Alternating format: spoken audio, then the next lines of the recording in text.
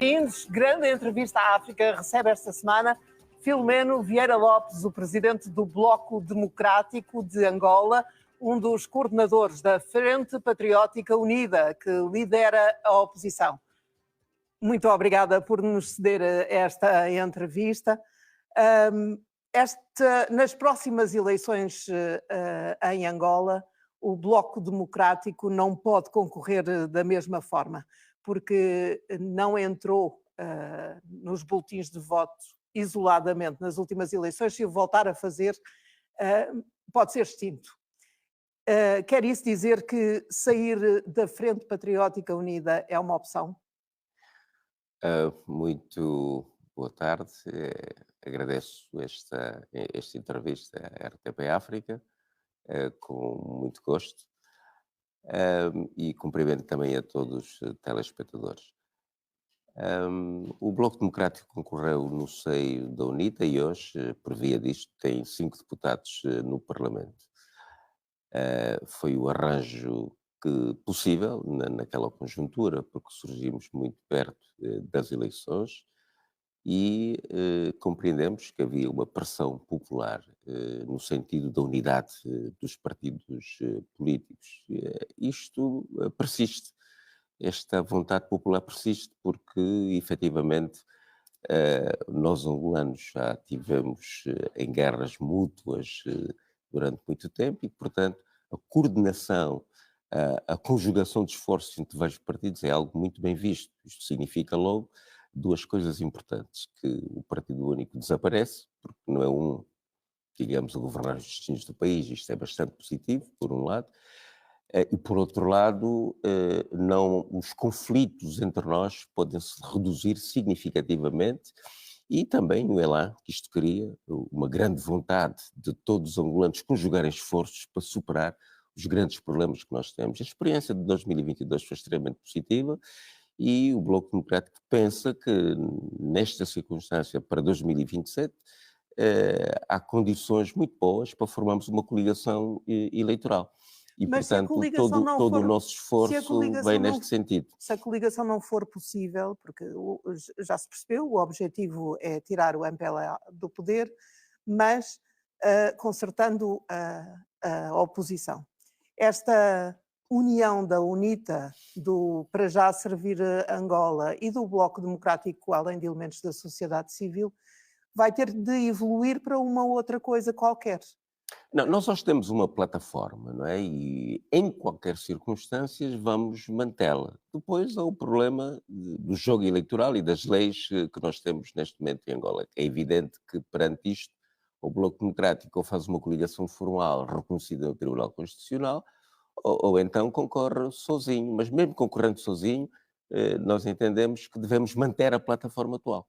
Portanto, a Frente Patriótica Unida, estamos convencidos que será sempre uma realidade. E o Bloco Democrático não teme que se esvaia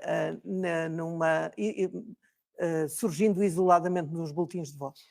Naturalmente que nós estamos num país autocrático, um país em que tem todo um conjunto de mecanismos administrativos para eliminar qualquer partido, mas nós estamos absolutamente convencidos que hoje o Bloco Democrático é uma força afirmada em Angola, afirmada no povo angolano, e que há essa predisposição do povo ver o Bloco Democrático a concorrer, a fazer o jogo democrático. E, portanto, estamos convencidos que se conjugarão várias forças no sentido de que a possibilidade de concorrer, naturalmente, que existe. De uma forma sucinta, eu pedia-lhe que caracterizasse o atual contexto angolano. Como é que se vive em Angola hoje? Nós estamos numa crise multifacética do país, o que significa que não só do ponto de vista político temos efetivamente uma crise, porque os poderes não são verdadeiramente independentes e isto coloca, por exemplo, o poder judicial com várias contradições, mas estamos numa crise económica e numa crise social também, não é? Hoje nós temos muita fome no país, mais de 50% da população vive com fome. A crise alimentar é dramática. Há pessoas que vivem mal e as últimas estatísticas mostram que cerca de 38% da população está nesta condição. A situação da saúde é impressionante, digamos, no país. Nós não temos um sistema nacional de saúde, nós estamos com extremas dificuldades a todos os níveis, todo mundo se vem tratar fora do país. E, portanto, estes indicadores sociais são dramáticos, está a fazer com que grande parte da população jovem saia do país. O nível de educação também é mau. Digamos que e há disfunções muito grandes. Por exemplo, a juventude, as pessoas com menos de 30, 35 anos, que são 75% da população de Angola, apenas cerca de 35% têm o ensino secundário, mas também é o grupo que tem menos emprego. Portanto, nós temos uma crise de desemprego extremamente elevada, que ultrapassa já os 48%, e num contexto em que o nível de vida cada vez é mais aterrorizador, porque a Desemprego e inflação... pobreza, os dois fatores fundamentais, mas não acredita numa possível melhoria ou a situação tem a possibilidade de se deteriorar? Não há, nós não verificamos que existem planos neste sentido. Digamos que cada vez mais a inflação é um dado claro, nós estamos com uma inflação superior, digamos, àquela que tivemos no ano de 2001, vamos já com 31% este ano, quando as autoridades monetárias, o Banco Central, previa uma inflação de 19%. Portanto, num contexto em que os rendimentos são baixos e a inflação é grande, naturalmente que o nível de vida das pessoas traduz-se em fome e em pobreza, e não temos visto saída, não é?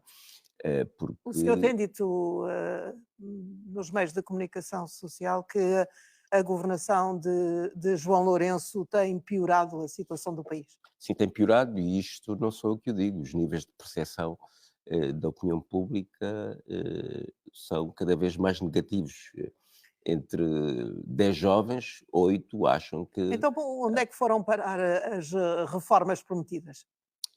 Não há reformas, digamos, o Fundo Monetário Internacional e o Banco Mundial têm pressionado algumas reformas, só que são reformas que ainda por cima vêm apertar o cinto. Por exemplo, a questão dos combustíveis, não é? Em que a retirada dos subsídios de combustíveis, da forma abrupta como tem sido, agora, uma vez foi um bocado mais escalado, mas das outras vezes houve um aumento de quase 100% dos combustíveis, e muita gente está dependente disto, porque eh, os transportes motorizados em Angola, só para aí cerca de 20% das pessoas é que têm. As pessoas têm que apanhar transportes públicos, não é? Nomeadamente táxis, e o preço do táxi também aumenta. Portanto, além disso, há muita gente que vive dependente de iluminação que vem do gasóleo. Portanto, tem havido uma grande inflação, nós não visualizamos qualquer plano que diminua esses indicadores dramáticos para o povo angolano, e, portanto, não há soluções à vista. Não há soluções à vista. O que o governo tem feito é tentar que haja menos pressão popular, tentando corromper lideranças sociais e políticas, e, portanto, isto não é a solução. Isto não é a solução. O senhor tem dito que Angola tem um regime à moda do partido único e que a existência de uma oposição é só para dar um ar democrático. Uh, Isto vê-se como? Bom, nós estamos num regime claramente autocrático. Um regime autocrático é aquele que permite certas liberdades, mas que no fim do dia quem manda é um. O partido que está no poder, é o Presidente da República, que tem poderes excessivos, de acordo com a nossa Constituição. E, portanto, há todo um ambiente que é dominado pelo partido que está no poder. Nós verificamos que, por exemplo, a comunicação social não é aberta, não é? Eu tenho o privilégio de estar aqui consigo, nunca tive esse privilégio de estar, depois de ser eleito presidente do Bloco Democrático em qualquer televisão pública em Angola, não é? Nós não temos em Angola um nível de cidadania que permita que a administração pública veja os angolanos como cidadãos. Portanto, há a prevalência do militante, não é? E é por isso que em Angola qualquer concurso público tem problemas, porque não é o mérito que conta, é a condição de militante. Portanto, as condições gerais não são condições claramente democráticas. Depois, em Angola ainda temos um outro fator, que, portanto, é isto que eu disse, diminui a competição entre os partidos políticos, que o partido está no poder e a oposição. No entanto, nós temos uma Comissão Nacional Eleitoral que organiza o processo eleitoral, que tem maioria do MPLA, temos um Tribunal Constitucional que também tem maioria do MPLA e, portanto, eles organizam um processo favorável ao MPLA. As condições, digamos, de alteração desta conjuntura e, por consequência, da alternância democrática em Angola estão completamente dificultadas. Portanto, nós não temos um país democrático em que a oposição seja reconhecida como parte do sistema, e é por isso que muito frequentemente encaramos o poder a tratar a oposição como inimigos, não como adversários. Portanto, aquilo não é o sistema único em que numa face temos a oposição, no lado contrário temos o Mas poder. uma revisão constitucional neste momento também é impossível em Angola? Não, era preciso que existisse a Constituição, de um ponto de vista genérico, como ela está, mesmo com os excessivos poderes do Presidente da República, poderiam permitir o jogo democrático.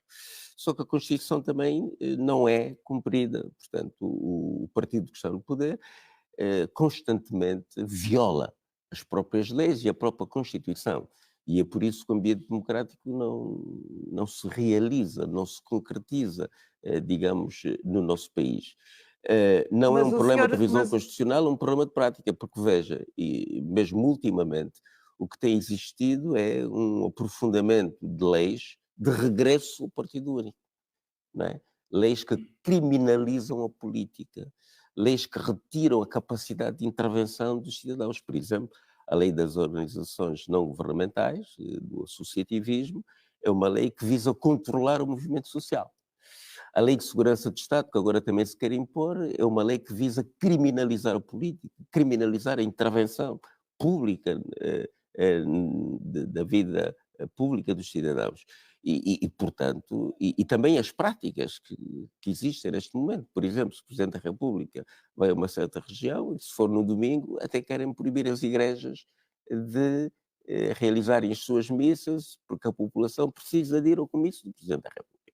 Portanto, estas práticas, digamos, de retorno ao Partido Único estão a existir e estão a ser postas nas leis exatamente para facilitar, digamos, a operacionalidade do mas regime. vocês, enquanto oposição, ficam aí entre paredes. Uma parede, toda essa situação legal e social que descreve, a outra, uma juventude que pede à oposição para agir, para se mostrar, para sair à rua.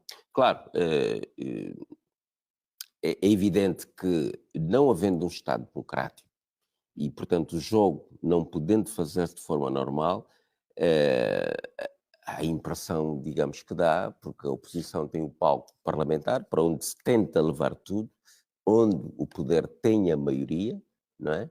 E o próprio palco parlamentar não é completamente transparente. Por exemplo, eh, apesar de toda esta corrupção que existe em Angola, nunca vi uma CPI, portanto, uma comissão parlamentar de inquérito a uma empresa pública. O governo recusa sempre, não é? Também não é visível toda a discussão parlamentar que existe ao nível da especialidade no nosso país.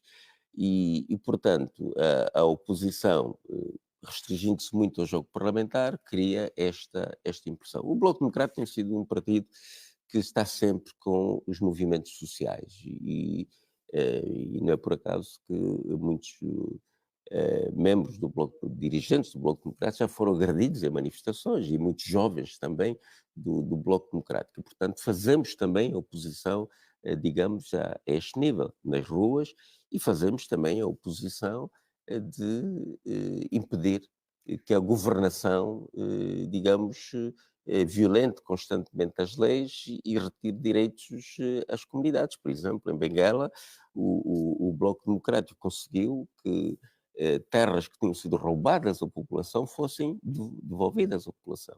Impedimos que várias vezes que vários bairros sejam destruídos. E isto é coisa que não tem visibilidade pública, não vem para a comunicação social. Dá a impressão que a oposição não faz grande trabalho. Mas é preciso multiplicar mais este tipo de oposição, esta forma de fazer oposição, porque no jogo parlamentar a oposição perde sempre. E a Portanto, descentralização política prometida com umas eleições autárquicas que nunca mais chegam, também dificulta as coisas. Porquê é que as autarquias não evoluem em Angola? Já se negociou a nova política administrativa, a divisão política administrativa, com mais 3 províncias, não é? Mas o que é certo é que as autárquicas não vão para a frente. Não é da conveniência do poder político que haja autarquias, o que prova que não há democracia em Angola. Sim, poder local, mas não podemos considerar que haja democracia e o regime expõe-se a isto, não é? Porque é um regime ditatorial. Ora bem, não convém fazer autarquias em Angola porque as autarquias dão uma outra dimensão da política. Portanto, as autarquias é o servidor público. Mais perto do eleitor. Estás perto do eleitor e, portanto, não é nomeado, é eleito, e as pessoas elegem pessoas que o conhecem, que sabem o seu desempenho, que estão interessados nas questões municipais, efetivamente. E, portanto, o MPLA tem medo de se expor desse ponto de vista e impede, digamos, que haja autarquias. E tem estado com vários protestos, né? O protesto que não há condições, criou o PIM, que é um programa integrado de desenvolvimento dos serviços comunitários. Bom, o PIM, que vem desde 2019, até hoje não está concluído, não é? O que era o grande pretexto para que não existissem eleições é que não existiam infraestruturas básicas nas comunidades, quer infraestruturas administrativas, como infraestruturas bancárias, etc. Bom, isto, neste momento, o tal PIM não consegue ser concretizado porque o país, mesmo que tenha uma boa ideia, porque estamos debaixo de uma corrupção endémica, as coisas não se realizam. E então agora está-se a inventar a divisão administrativa do país com mais 3 províncias, não é? Se aqueles que diziam que não podiam governar 164 porque não havia condições para o fazer, agora querem governar 351 municípios, ninguém acredita nisso, é mais um pretexto para adiar as autarquias, o movimento social. Há uma maioria em Angola que quer autarquias, a todos os níveis, desde as autoridades tradicionais, as igrejas, as associações, portanto, há uma maioria social. Há uma minoria do MPLA que não quer. Está no Parlamento e é o Sr. Presidente da República. Portanto, a luta cada vez vai mais desenvolver-se neste sentido, para que hajam, de facto, autarquias em Angola. É inconcebível que não haja uma governação próxima das comunidades e que as comunidades não descentralizem. Era um desafio de 1992. Um dos grandes desafios era passar de um Estado altamente concentrado para um Estado descentralizado. E nós, até hoje, continuamos com este desafio. É evidente que sem autarquias, outros desafios que o país tem, como a luta contra a pobreza, etc., não se vão efetivar. O seu colega da Frente Patriótica Unida, Abel Vucu, diz que não é só o povo que está desesperado, o regime também está. É da mesma opinião? Não, nós quando formamos a Frente Patriótica Unida, com os companheiros Adalberto Costa Júnior e Abel Vucu, O Bloco Democrático, na altura, na minha pessoa, fez um discurso em que mostrou que havia um esgotamento. E mostramos que já naquela altura o regime estava esgotado. Não tinha medidas, não tinha saídas. E esta situação permanece. Também o povo estava esgotado, já não quer este regime. Apesar da falta de competitividade, a Frente Patriótica Unida venceu as eleições em 2022, não é? Como sabe, há uma determinação político-administrativa das eleições em Angola, dos resultados, e só assim é que nós podemos perceber que um certo partido político, na circunstância, o MPLA, nas primeiras eleições teve 81%, nas segundas, 71%, nas terceiras, 61%, nessas últimas, 51%. Esta capacidade matemática do povo angolano retirar sempre 10% ao MPLA, bom, sou contado para você, como dizem Mas mesmo os que nas brasileiros. próximas eleições saiam 10%, em 2027 41% mantém, o presidente do MPLA mantém uma maioria absoluta do MPLA. Pode, sim senhora, com 41%, porque o nosso sistema eleitoral permite isto, não é? Nós temos um sistema duplo, né? Portanto, temos 2 ciclos, em que um é o ciclo nacional, que elege 120 deputados, salvo erro, e o ciclo provincial, que elege 90, que são 5 deputados por cada província. Mas uma província que tem 300 eleitores e outra que tem 5 milhões de eleitores, elege o mesmo número de deputados. E, portanto, na manipulação dos números, o MPLA, com 41%, pode não só ganhar a presidência da República, que ali é crucial, porque a governação concentra-se toda na presidência da República, o Parlamento vale pouco, mas também ganha a maioria no Parlamento. Portanto, ainda se pode debitar o ciclo mais. mantém-se. Mantém-se o ciclo. E isto é grave. E nós, Bloco Democrático, fomos dizer isto, a veneranda juíza do Tribunal Constitucional. Como é possível o Tribunal Constitucional validar eleições com esta matemática? Não é? Percebe-se que aí há fraude. Vamos ser claros, concisos e precisos. Que aí há fraude que é validada pelo próprio Tribunal Constitucional. Não é? Os juízes todos sabem que quando, e na circunstância o que acontece em Angola, as instituições não são credíveis, não é? As pessoas tentam, por outros meios, encontrar a legitimidade dos seus atos, porque o que está em causa é a verdade eleitoral. O que está em causa é a soberania popular, não é? Porque as eleições não são para os partidos políticos são meramente intermediários. As eleições é a vontade popular. E, portanto, esta vontade popular acaba por ser deturpada, não é? E, como acontece na vida do dia a dia, se eu não tenho crença, eu tenho um conflito, mas eu não acredito nos tribunais, eu não acredito na polícia, o que acontece é a tendência para justiças com mãos próprias. Nós estamos a caminhar num contexto de desespero mútuo, estamos a caminhar para uma situação crítica a nível do país. E estamos a fazer todos os avisos à navegação, porque é preciso inverter esta situação. Não é? Estamos no segundo mandato do presidente João Lourenço. A Constituição tem esse limite, de 2 mandatos.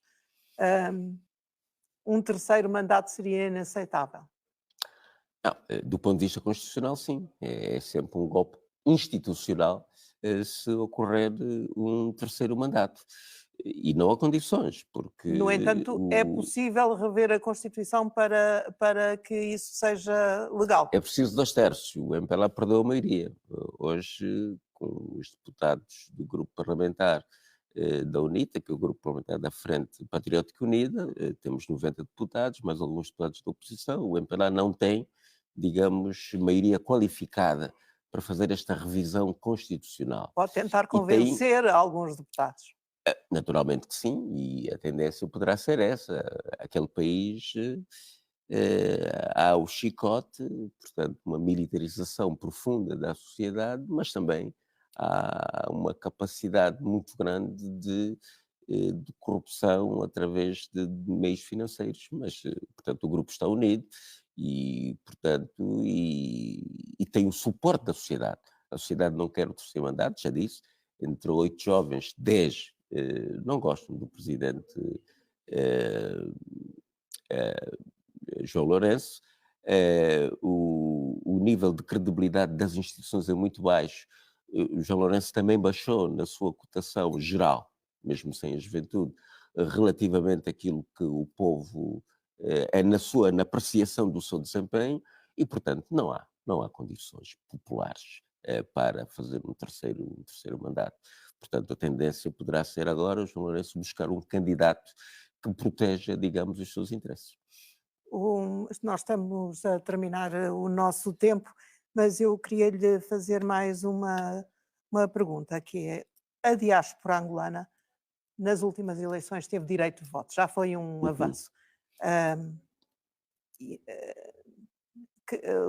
houve críticas sobre se estaria suficientemente representada, porque o registro eleitoral não correu como se previa, mas o que é que o senhor, aqui em Lisboa, neste momento, pode dizer aos angolanos que estão fora e que olham para Angola, agora que está a comemorar quase os 50 50 anos. anos da independência, eh, que lhes dê algum alento? O alento é exatamente este. Nós sempre, e o Bloco Democrático sempre esteve empenhado nisso, eh, fazer com que os angolanos votassem. É fundamental. Até por razões políticas. Nós não acreditamos que o desenvolvimento futuro de Angola se faça sem toda esta riqueza, sem pelo menos uma parte dos imigrantes e digamos, a saída de pessoas, de população, já vem desde o tempo da escravatura. É uma função muito grande mesmo. Nós, neste momento, com a crise económica, até quadros qualificados estão a sair do país, com a crise que houve, com a baixa do preço do petróleo, engenheiros e outros trabalhadores qualificados da construção civil saíram, digamos, do país. Nós precisamos, efetivamente, de mão de obra para alavancar aquele país e portanto, é importante que haja direitos políticos aqui na imigração, não é? A primeira participação é eles sentirem-se ligados ao próprio país e isto faz-se também através, digamos, das eleições, da pessoa participação nas eleições. Houve uma alteração constitucional que retirou o ciclo da imigração do exterior. Nós tínhamos deputados que respondiam diretamente do exterior, neste momento não temos. Conseguimos que a população votasse, o MPLA invocava problemas técnicos, o que não faz sentido.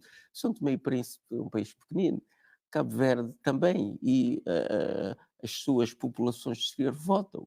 E, portanto, o que nós dizemos é que este direito que a imigração tem, a imigração deve continuar, digamos, a reivindicar, exigir que aqui haja um registro para todos.